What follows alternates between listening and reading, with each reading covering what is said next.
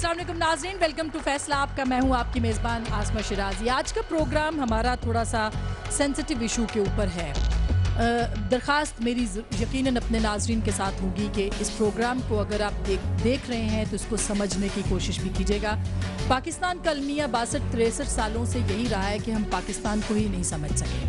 पाकिस्तान का अलमिया ये रहा है कि हम कायद आज़म को ही नहीं समझ सके। पाकिस्तान का अलमिया ये रहा है कि कायद के नज़रियात को, कायद के पाकिस्तान को भुला के हमने एक कुछ और नए किस्म के पाकिस्तान बनाने शुरू कर दिए। कायद ने ये कहा था कि हम इस रियासत को ऐसा रियासत बनाएंगे जिसमें हिंदू हिंदू ना हो, मुसलमान मुसलमान ना हो, हर कोई अपने अकीदे के मुताबिक ज़िंदगी बसर करे। एक ऐसी रियासत हो जिसमें अमीर अमीर तर ना हो, गरीब गरीब तर ना हो।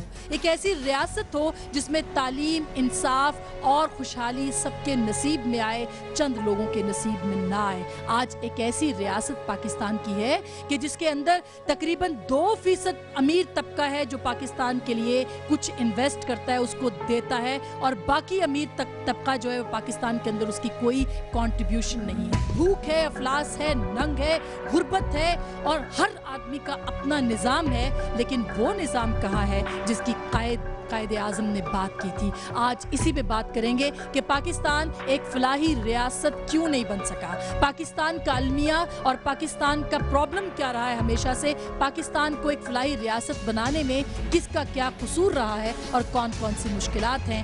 आज का मुकदमा पाकिस्तान का मुकदमा है, पाकिस्तान के वास्ते। मैं इंट्रोड्यूस कराती हूँ, हमारे साथ इस वक्त मौजूद हैं इस्लामाबाद नेशनल प्रेस क्लब में जनाब हैदर अब्बास रिजवी साहब, डिप्टी पार्लिमानी लीडर हैं, मुत्तहिदा कौमी मूवमेंट के, अवाम के लिए बात करते हैं और नज़रिए के साथ बात करते हैं। इनके आने का बहुत बहुत शुक्रिया, आपको खुशामदीद करते हैं। मीर हासिल खान बजिंजो साहब, नेशनल पार्टी से इनका ताल्लुक है, सीनियर पार्लियामेंटेरियन है। इनके नज़रियात और इनके जो ख्यालात हैं, किसी और ने सीखा हो या ना सीखा हो, मैंने ज़रूर सीखा है। हमारे तीसरे मेहमान जो है मुस्तनसर जावेद साहब, सीनियर कॉलमिस्ट हैं, इस्लामाबाद डेडलाइन के नाम से इनका अखबार है, बहुत सीनियर तज्जिया निगार, हमारे उस्तादों में से, और आज जितने भी मेरे मेहमान हैं इनसे मैंने अपनी ज़िंदगी में बहुत कुछ सीखा है, इसलिए तमाम लोगों के आने का बहुत बहुत शुक्रिया। प्रोग्राम का आगाज़ करते हैं हैदर अब्बास रिजवी साहब आपसे कि पाकिस्तान फलाही रियासत क्यों नहीं बन सका। आसमा, उसका बड़ा सीधे सा जवाब है, कोई रॉकेट साइंस नहीं है उसको समझना। पाकिस्तान को एक जमहूरिया बनना था, पाकिस्तान एक जमहूरिया नहीं बन सका, और यहाँ पर हिंदुस्तान और पाकिस्तान एक दिन के फ़र्क से आज़ाद हुए। हिंदुस्तान ने पहले शुरू के दिनों में ही जागीरदाराना और वडेराना निज़ाम हिंदुस्तान से ख़त्म कर दिया, और मशरक़ी पाकिस्तान से पाकिस्तान ने भी ख़त्म कर दिया। यानी अब जो बांग्लादेश है वहाँ 1948 में वहाँ का जागीरदाराना निज़ाम ख़त्म हो गया, मगर बदकिस्मती से पाकिस्तान में यह निज़ाम चलता रहा, और 1951 की ब्यूरोक्रेटिक टेक ओवर के बाद पाकिस्तान को जो मुसलसल आइन दिए गए और आखिर तक जो 1973 का आइन है वो अवामी उमंगों का तर्जुमान आइन नहीं है, और उसमें इस्लामी जमहूरिया या फलाही मुमलिकत होने की कोई भी गुंजाइश मौजूद नहीं है। मैं आपको एक हैरत अंगेज ये बात बताता हूं कि इस 18वीं तरमीम के बाद आर्टिकल 25A के तहत पाकिस्तान ने पहली बार ये बात तस्लीम की है कि तालीम तमाम पाकिस्तानियों का हक है, और रियासत आर्टिकल 25A की इंसेप्शन के बाद जो 18वीं तरमीम के जरिए उस आइन में दाखिल की गई है, अब रियासत इस बात की जिम्मेदार है या अकाउंटेबल है कि अगर पाकिस्तान में कोई ना खानदा है या गैर तालीमी याफ्ता है तो अब आकर यानी 2010 में ये बात यकीनी बनाई गई, और वो भी सिर्फ आइन में, कि हर पाकिस्तानी की तालीम की जिम्मेदारी रियासत पाकिस्तान पर है। लिहाजा जो बुनियादी खतूत थे, और मैं एक बात और भी कहना चाहूंगा कि जो आर्किटेक्ट्स ऑफ पाकिस्तान थे, जो डिजाइनर्स ऑफ पाकिस्तान थे, वो बहुत स्मार्ट लोग थे, बहुत ज़हीन लोग थे।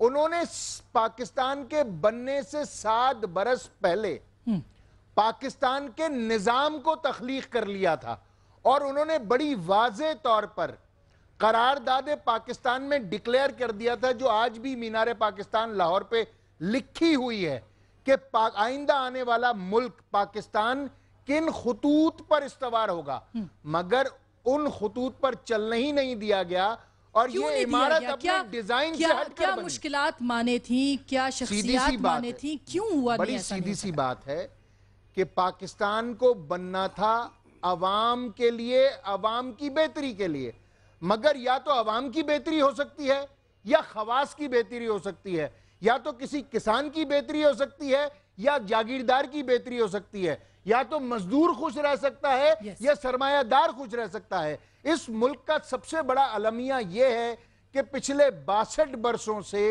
جو کسان یا ہاری کا نمائندہ ہے پارلیمنٹ میں وہ جاگیردار ہے، اور جو مزدور کا نمائندہ ہے وہ سرمایہ دار ہے۔ 75% سے زیادہ امیر لوگوں پر، چاہے وہ جاگیردار وڈیرے ہوں چاہے بڑے سرمایہ دار ہوں، اگر ان پر مشتمل پارلیمنٹ بنے گی تو پھر اسی قسم کا پاکستان ترتیب دیا جا سکتا تھا جس طرح سے جو ہے آج اس ہے۔ وقت۔ بالکل بالکل، بہت بہت بہتر بات ہے، اور ہمارے ناظرین بھی شاید اس بات کو سراہ رہے ہیں۔ حسین صاحب، کیا مشکلات مانے تھی؟ جو بات حیدر عباس صاحب کہہ رہے ہیں بالکل درست کہہ رہے ہیں کہ پاکستان میں جاگیردار یا وڈیرے یا پارلیمنٹ کے اندر نمائندہ وہ لوگ ہیں جن کا پاکستان کی عوام کے ساتھ کوئی تعلق نہیں ہے۔ کیوں ہم ایک سسٹم، ایک آئین، اور پھر 25A تو اب ایڈ ہوا ہے، 63 برسوں کے بعد جس ریاست میں بنیادی حقوق کا فیصلہ ہوا ہو، وہاں پہ کیا آپ انصاف توقع کرتے ہو؟ میرا خیال ہے کہ ہمیں اس سلسلے میں تھوڑا سا تاریخ کو بھی دیکھنا پڑے گا۔ شاید آپ لوگ میں سے کچھ لوگ بور بھی ہوں، میں 2 منٹ چاہوں گا۔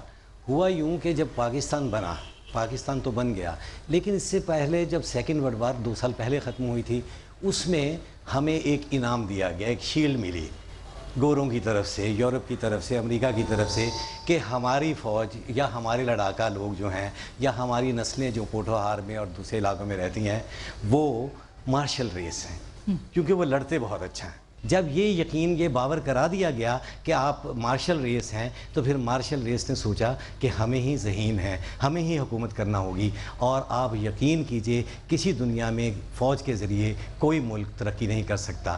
اصل بات یہ ہے کہ معیشت کے ساتھ جو روس کی بات بھی ہوئی، ہم نے انہیں شکست دی یا ان کی معیشت نے انہیں شکست دی یا ان کے بموں نے ان کی شکست دی، ان کو اس راستے پہ لگا دیا گیا کہ آپ بم بنائیں، اور بموں کی ایک ایٹم بم بنانے کی، ہائیڈروجن بم بنانے کی ایک ریس شروع ہو گئی۔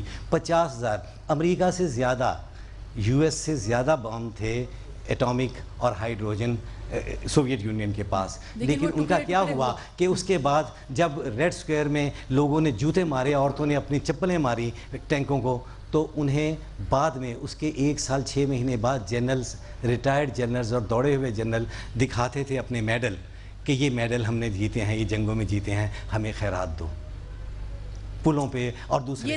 اصل بات یہ ہے کہ جب یہ ہوا، کیونکہ کوئی بھی دنیا میں کسی جگہ بھی فوج حکومت کے اصرار اور رموزی، فوج کا ایک الگ کام ہے، ان کا بڑا کام ہے، لیکن میں نے 2 منٹ مانگے تھے، 2 منٹ نہیں ہو گئے۔ چاہے اصل بات یہ ہے کہ پھر ہمیں ہوتا کیا ہے کہ جب فوج نے یا فوج کے تالے ازما جنرلوں نے یہ سوچا، یہ پہلے دن ہی سے سوچ لیا گیا، وقت نہیں ہے کہ ورنہ ان کی بات بھی بتائی جائے کب سوچا اور کیسے سوچا، لیکن یہ سوچ لیا گیا۔ اور 11 سال بعد پاکستان بننے کے جب ایوب خان آئے تو وہ اس سے پہلے بھی اقتدار ہی میں تھے، 53 سے ہی وہ ڈیفنس منسٹر، فوج کے جنرل ڈیفنس منسٹر اسی وقت تھے۔